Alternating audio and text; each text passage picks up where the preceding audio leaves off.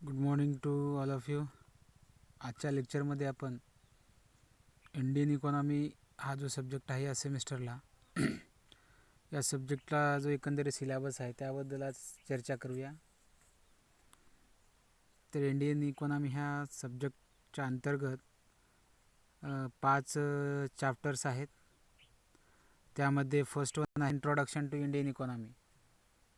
तर पहिल्या चॅप्टरमध्ये भारतीय जी अर्थव्यवस्था आहे त्या अर्थव्यवस्थेबद्दलचं इंट्रोडक्टरी पार्ट आहे, म्हणजे ओळख, म्हणजे भारतीय अर्थव्यवस्था कशा पद्धतीची आहे, भारतीय अर्थव्यवस्थेमध्ये कोणकोणत्या घटकांचा समावेश होतो, भारतीय अर्थव्यवस्था नेमकी कोणत्या बेसवर आधारित आहे, म्हणजे general discussion about Indian economy हा पहिल्या चॅप्टरमध्ये आहे. त्यामध्ये meaning and under developed economy, सुरुवातीला अर्थव्यवस्थेचं नेमकं मिनिंग काय आहे, म्हणजे अर्थव्यवस्था नेमकं कशाला म्हणतात किंवा भारतीय अर्थव्यवस्था कशा पद्धतीची आहे. त्यानंतर अंडर डेव्हलप्ड इकॉनॉमी म्हणजे अविकसित अर्थव्यवस्था म्हणजे नेमकं काय, ही कन्सेप्ट आपल्याला समजून घ्यायची आहे.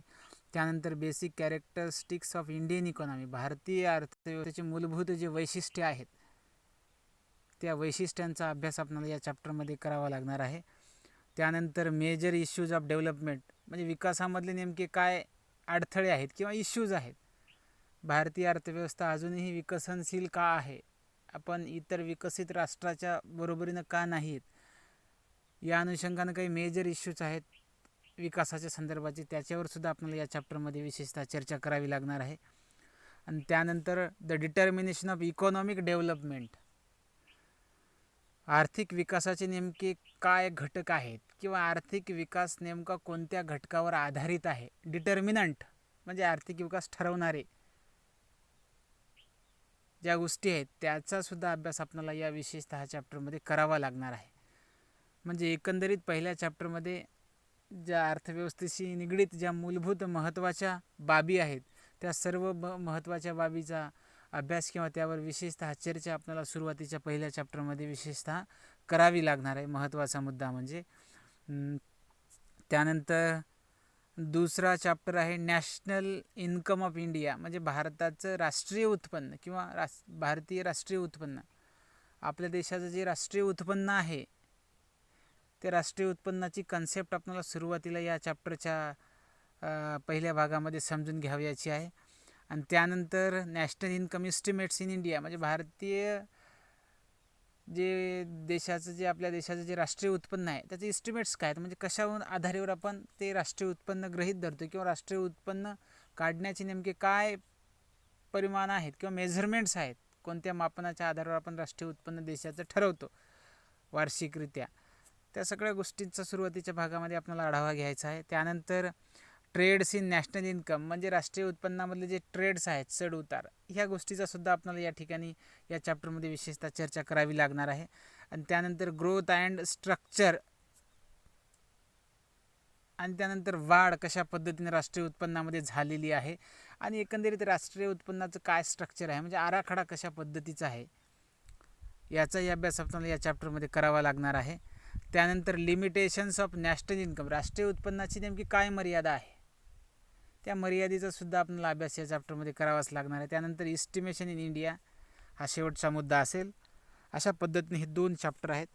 त्यानंतर तिसऱ्या नंबरचा चॅप्टर आहे human resource and economic development, म्हणजे मनुष्यबळ आणि आर्थिक विकास हा तिसऱ्या नंबरचा चॅप्टर आहे. त्यामध्ये the theory of democratic tradition, लोकशाही जी पद्धत आहे आपल्या देशामध्ये त्या संदर्भात थोडासा आपल्याला चर्चा किंवा त्याची थेअरी आपल्याला जाणून घ्यायची आहे. त्यानंतर size and growth rate of population in India, म्हणजे भारतीय अर्थव्यवस्थेचा जे ग्रोथ रेट आहे पॉप्युलेशनचा, कशा पद्धतीनं आपली लोकसंख्या झपाट्याने वाढत आहे आणि एकंदरीत कुठंपर्यंत ती वाढ झालेली आहे आणि एकंदरीत कशा पद्धतीने स्त्रियांचं पुरुषांचं प्रमाण आहे, ह्या सगळ्या गोष्टीचा अभ्यास आपल्याला ह्या चॅप्टरमध्ये विशेषतः करायचा आहे. त्यानंतर sex composition and age composition of population, म्हणजे भारतीय अर्थव्यवस्थेमध्ये मी आत्ताच सांगितल्याप्रमाणे किती स्त्री आहे किती पुरुष किंवा 1000 पुरुषांमध्ये किती स्त्रियांचं प्रमाण आहे, ह्या गोष्टीचा म्हणजे वयोमानानुसार कशा पद्धतीनं आपली लोकसंख्या विभागलेली आहे, तरुण वयाचे किती आहेत या ठिकाणी पॉप्युलेशन्स, त्यानंतर प्रौढ किती, त्यानंतर मुली किती, मुलं किती किंवा फिमेल मेल्स, या सगळ्या गोष्टीचा एकंदरीत अभ्यास या आपल्याला चॅप्टरमध्ये करायचा आहे. त्यानंतर urbanisation and economic growth in India, म्हणजे भारतामध्ये विशेषतः जे शहरीकरण दिवसे झपाट्याने वाढत आहे. आता ग्रामीण भागातले लोक विशेषतः शहराकडे धाव घेत आहेत कामाच्या शोधामध्ये, आणि यामुळं काय व्हायलं आहे की एकंदरीत शहरावर जास्त परिणाम त्याचा गंभीर व्हायला आहे. शहरामध्ये लोकसंख्या वाढायली, झोपडपट्टीचं प्रमाण वाढायले, प्रदूषण वाढायले, आणि ह्या सगळ्या गोष्टी ज्या आहेत याचासुद्धा अभ्यास आपल्याला विशेषतः या चॅप्टरमध्ये महत्त्वाचा मुद्दा म्हणजे करायचा आहे. अशा पद्धतीचा हा तिसरा चॅप्टर आहे. त्यानंतर आहे चौथा chapter occupational structure and economic development. Occupational structure म्हणजे व्यावसायिक संरचना आणि आर्थिक विकास कशा पद्धतीचा आहे आपल्या देशामध्ये, ह्या अनुषंगानं सुद्धा स्टडी आपल्याला करावी लागणार आहे. त्यानंतर economic development and occupational distribution, आपल्या देशामध्ये जे आहे एकंदरीत व्यावसायिक संरचना आणि इकॉनॉमिक डेव्हलपमेंट ह्याची एक तुलना आपल्याला या चॅप्टरमध्ये करायची आहे, म्हणजे तारतम्य या दोघांमधलं समजून घ्यावं याचं आहे. त्यानंतर change in occupational distribution in selected countries, म्हणजे एकंदरीत जे सिलेक्टेड कंट्रीज आहेत किंवा जे टॉप कंट्रीज आहेत त्याच्यामध्ये कशा पद्धतीने ऑक्युपेशनल स्ट्रक्चरमध्ये बदल होत चाललेला आहे, विशेषतः या गोष्टीचा सुद्धा आपल्याला या चॅप्टरमध्ये संदर्भ घ्यायचा आहे. त्यानंतर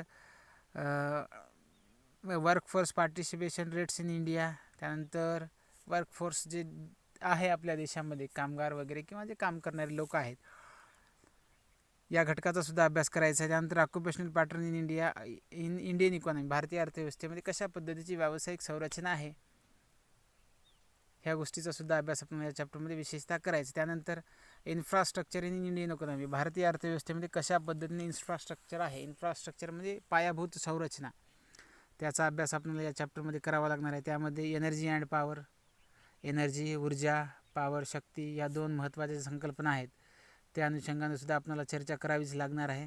त्यानंतर ट्रान्सपोर्ट सिस्टीम इन इंडिया, म्हणजे भारतामध्ये वाहतूक व्यवस्था कशा पद्धतीची आहे आणि वाहतूक व्यवस्थेचा एकंदरीत विकासावर कशा पद्धतीचा परिणाम आहे, म्हणजे विकासामध्ये कशा पद्धतीने वाहतुकीमुळे भर पडतो, या अनुषंगानं सुद्धा आपल्याला या चॅप्टरमध्ये विशेषतः चर्चा करावीच लागणार आहे. त्यानंतर कम्युनिकेशन सिस्टीम इन इंडिया, म्हणजे भारतामध्ये जी कम्युनिकेशन सिस्टीम आहे, संदेशवहनाची व्यवस्था किंवा दळणवळण व्यवस्था, या गोष्टीचा सुद्धा आपल्याला या चॅप्टरमध्ये विशेषतः अभ्यास करावा लागणार आहे. त्यानंतर अर्बन इन्फ्रास्ट्रक्चर, म्हणजे शहरी भागातील पायाभूत संरचना, या संकल्पनेचा अभ्यास आपल्याला करावा लागणार आहे. म्हणजे एकंदरीत हा जो सिलेबस आहे इंडियन इकॉनॉमी म्हणजे भारतीय अर्थव्यवस्थेबद्दल एकंदरीत आपल्याला माहिती या विशेषतः सब्जेक्टमध्ये जाणून घ्यावी याची आहे. म्हणजे भारतीय अर्थव्यवस्था कशा पद्धतीची आहे, त्याच्यात कोणकोणते घटक भारतीय अर्थव्यवस्थेमध्ये आहेत किंवा कोणत्या घटकावर आपली अर्थव्यवस्था अवलंबून आहे, राष्ट्रीय उत्पन्न आपल्या देशाचं कसं आहे, त्याच्यानंतर लोकसंख्या वाढी किंवा लोकसंख्या ही जी कन्सेप्ट आहे आपल्या देशामध्ये तिचासुद्धा अभ्यास आपल्याला करायचा आहे. म्हणजे एकंदरीत हा सिलेबस जो जनरल सिलेबस आहे, जे विद्यार्थी स्पर्धा परीक्षेचा अभ्यास करत असतील किंवा इतर कोणत्या वेगवेगळ्या प्रकारच्या ज्या आहेत एक्झाम्स त्याचा अभ्यास करत असतील, त्याच्याशी पूरक आणि त्याच्याशी सप्लिमेंटरी हा सिलेबस आहे.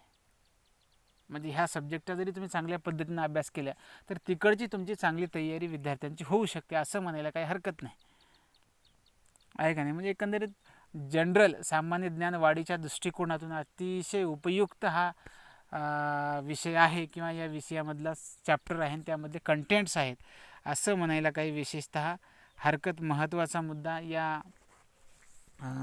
सिलेबस किंवा या सब्जेक्टच्या अनुषंगानं म्हणायला काही हरकत नाही, महत्त्वाचा मुद्दा म्हणजे त्यामध्ये इंट्रोडक्शन टू इंडियन इकॉनॉमी, त्यानंतर नॅशनल इन्कम ऑफ इंडिया, त्यानंतर human resource and economic development, occupational structure and economic development, infrastructure in Indian economy, हे जे चॅप्टर आहेत हे अतिशय मला वाटतं सिम्पल आहेत ह्या सगळ्या गोष्टी, आणि ह्या सगळ्या गोष्टी आपण सहज समजून घेऊ शकतो. महत्त्वाचा मुद्दा सिलेबसच्या दृष्टिकोनातून असेल किंवा आपल्या इतर सामान्य ज्ञानाच्या दृष्टिकोनातून असेल, म्हणजे ह्या सगळ्या गोष्टी आपल्याला विशेषतः आपल्या ज्ञानामध्ये भर पाडणारे आहेत. म्हणून माझं विद्यार्थ्यांना विनंती आहे की हा जो सिलेबस आहे ह्या चॅप्टरचा सिलेबस सगळ्यांनी चांगल्या पद्धतीनं या सब्जेक्टचा सिलेबस सगळ्यांनी चांगल्या पद्धतीनं अभ्यासावा, त्यामुळे तुमच्या ज्ञानामध्ये अधिकची भर पडत जाईल किंवा अधिकची भर पडेल असं म्हणायला काही हरकत नाही. तर हा सब्जेक्टसुद्धा विशेषतः टोटल 75 मार्काचाच असेल, म्हणजे बाकी सब्जेक्ट सारखाच. त्यामध्ये इंटरनल असेल 35 मार्काचं आणि 40 मार्काची एंड ऑफ द सेमिस्टरची एक्झाम होईल अशा पद्धतीनं आहे. आणि यासाठी जे रेफरन्स बुक त्यांनी सांगितले आहेत, खाली रेफरन्स बुकचे नावंसुद्धा दिले आहेत. इंडियन इकॉनॉमी, भारतीय अर्थव्यवस्था, मिश्रापूर ह्या लेखकाचं आहे. त्यानंतर Indian economy, Datt and Sundaram, हे सुद्धा पुस्तक आहे. 2 पुस्तकं जर तुम्ही वापरले तर हा सब्जेक्ट तुम्हाला कवर होऊ शकतो, किंवा ह्या सब्जेक्टचा सर्व सिलेबस त्या पुस्तकामध्ये तुम्हाला मिळून जाईल असं म्हणायला काही हरकत नाही. महत्त्वाचा मुद्दा म्हणजे, तर अशा पद्धतीने आपण आजच्या ह्या लेक्चरमध्ये इंडियन इकॉनॉमीचा जो सिलेबस आहे या सेमिस्टरचा, त्याबद्दल आपण चर्चा केली. आणि त्यामध्ये कोणकोणते चॅप्टर्स आहेत आणि चॅप्टरमध्ये कोणकोणते कंटेंट्स आहेत याबद्दल आपण या ठिकाणी आता चर्चा केलेली आहे. आणि येणाऱ्या लेक्चरपासून आपण पहिला chapter introduction to Indian economy, आता आपण त्या चॅप्टरला सुरुवात करूया. ओके, तोपर्यंत धन्यवाद.